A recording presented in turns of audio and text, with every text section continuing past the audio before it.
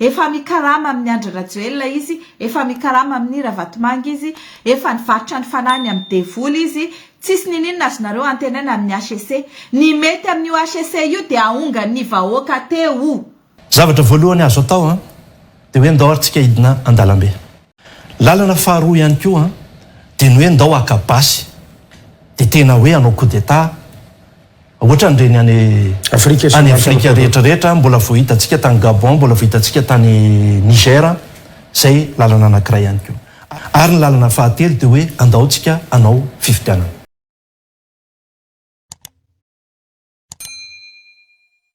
Miazakazaka ny toedra ara-politika ankehitriny, mampametra-panontaniana ihany no avy ny fifidianana amin'ny 9 novambra 2024 avy zao. Ny ao amin'ny fitsarana avy momba ny lalam-panorenana na koa HEC, ny ao amin'ny CENI sy ireo tompona ndraiky mpanjakana rehetra karakara amin'ny fifidianana dia efa voavidim-bola daholo, efa kisarisary sisa no iainantsika ankehitriny, fa ny zavatra rehetra dia efa mandeha ho azy. Ohatra anatin'izany ny tory, ny vondrona politika vitsivitsy, ny invalidation ny filatsako fidin'Andriamatoa Andry Rajoelina. Noraisiny HEC ny fitoriana fa tsy norarahina izy ireo. Ny ampitsoniny akory ny aterana fa nampidiriny HEC tao anatin'ny listre ireo kandida irotsako fidina amin'ny 9 novambra 2024 i Andry Rajoelina. Ohatra ray ihany no raisina fa be dia be ny zavatra nandalo teto amintsika, be dia be ny zavatra nitranga, tsy laza fa tsy ny fanomezana certificat de nationalité ny Andry Rajoelina. Efa firy ny fitoriana izay naleva tany amin'ny fitsarana ambaratonga voalohany, efa firy ny fitoriana izay naleva tao amin'ny HEC, tsisy nitombona izany fitoriana izany ary azon'Andriamatoa Andry Rajoelina soamantsara ny certificat de nationalité. Hatreto mbola mijanona ho tsiambaratelo olona nanao sonia ny certificat de nationalité ny Andry Rajoelina. Manoloana izany rehetra izany, mpanao gazety Gasikara Fenosoa nametraka fanontaniana mivantana tamin'ny Patrick Raharmanana hoe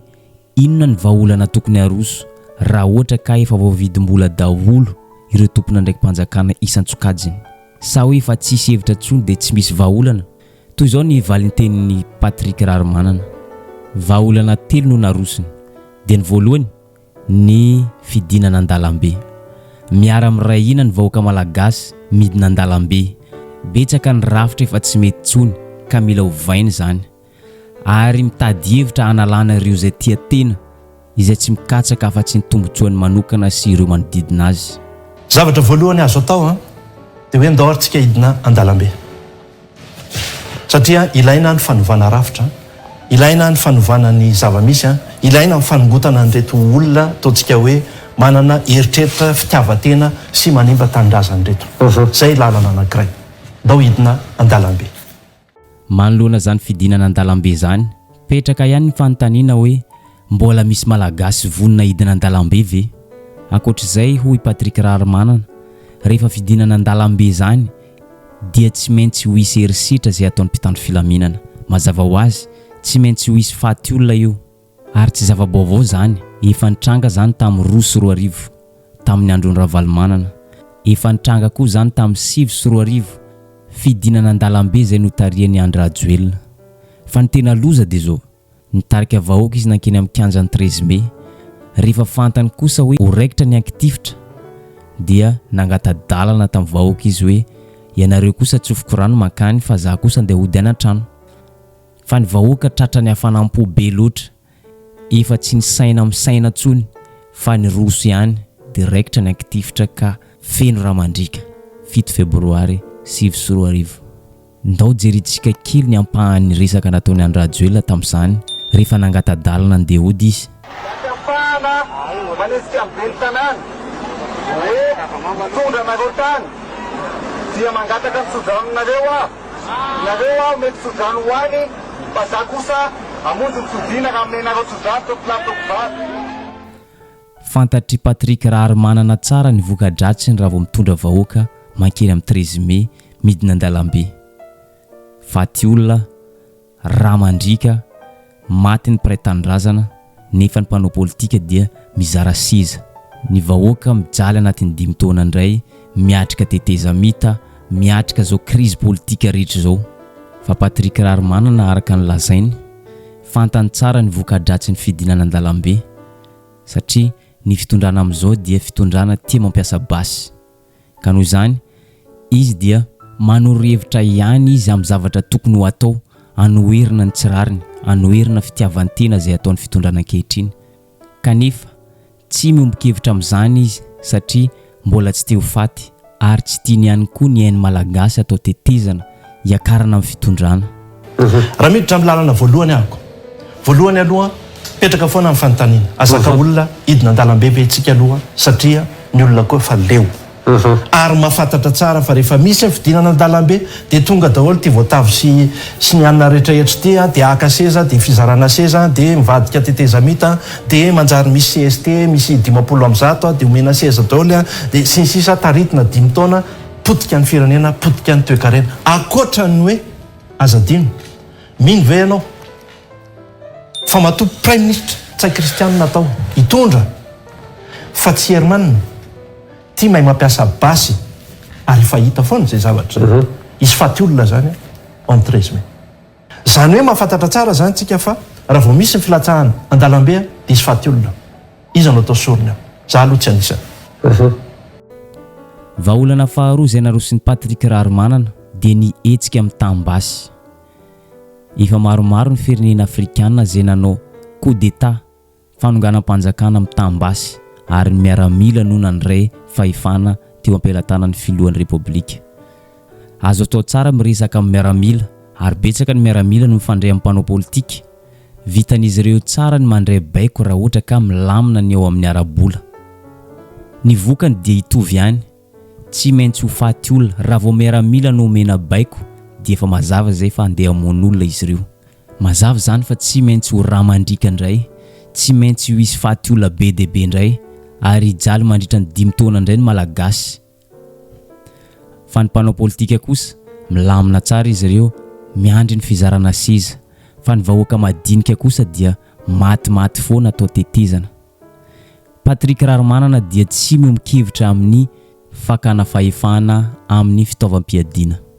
lalana faharoa ihany koa dia ny hoe ndao akabasy dia tena hoe anao coup d'état ohatra nireny any Afrika rehetrarehetra mbola vohitantsika tany Gabon mbola vohitantsika tany Niger zay lalana anankiray ihany koa mitovy ihany fanonganam-panjakana ve zay ve ny lalana hitantsika fa mety fanonganam-panjakana zany papako maramila izy fony izy mbola tanora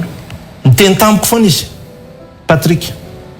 ianao ilatsaka filoham-pirenena tamin'izany ianao no lehibe an'ny miaramila filohalon-tany fa raha voandray andro anao maniraka maramila dia aniraka olona amon'olona ianao zay ozy satria maramila tsy ampianarina andratra fa ampianarina amono ka rehefa manome ordre maramila ianao dia mizaka fa misy olona ho faty ao anatin'izay tiako atongavana raha anao coup d'état zany tsika hoe ndao nga alaina amin'ny basy alaina amin'ny maramila mety misy ange zany nga nareo mieritreritra nareo manana commandement reo fa mitovy aminareo daholo ny manamboninahitra rehetra be dia be nge mifanatona aminay hoe ndao fitahinara angaty izy ty meo an'izao volo zao zay anaovana an'ity zay manana basy zavatra efa natao nge zany tamin'ny kapsaty tamin'ny 2009 nge natao zany 2018 natao zany fa ozy aho hoe zay ve ny lalana za tsy anatin'izay koa ankoatr'izay ny vahaolana fahatelo izay narosony dia ny tsy misy afa-tsy ny firosona amin'ny fifidianana iara-mahalala ny ACC efa voavidim-bola iara-mahalala ny CENI sy ireo mpikarakara fifidianana ankehitriny ifampelatana ny gouvernemanta daholo fa ny amin'ny manokana dia mbola misy fanantenana ihany ny ampilamina fifidianana tsotra dia ny firaisan-kinantsika vahoaka malagasy raha arahana tsara nge ny fifidianana tamin'ny 2024 10% ny malagasy ihany no nifidy zany hoe 90% ny malagasy dia nipetraka tany an-tranony fotsiny efa tsy mino izay ho valy ny fifidianana eo zany hoe azo atao tsara mirahina manentana ny vahoaka malagasy mba hifidy satria raha ohatra ka iny 10% iny no hifidy andrajoelona azo entanina tsara ny 90% ny malagasy izay tsy nifidy tamin'ny 2024 ary ny lalana fahatelo dia hoe andaontsika anao fifidianana leo politika zay ny fifidianana tsy mahomby ny ACC voavidy ny CNI efa tsy izy iny zavatra maloto be io ve dia io ny idiranareo dia nareo ve dia nandresy amin'io zay no anentanany eto irandamana ndramiko mandrosoa raha itsika rehetra azadiny za scientifique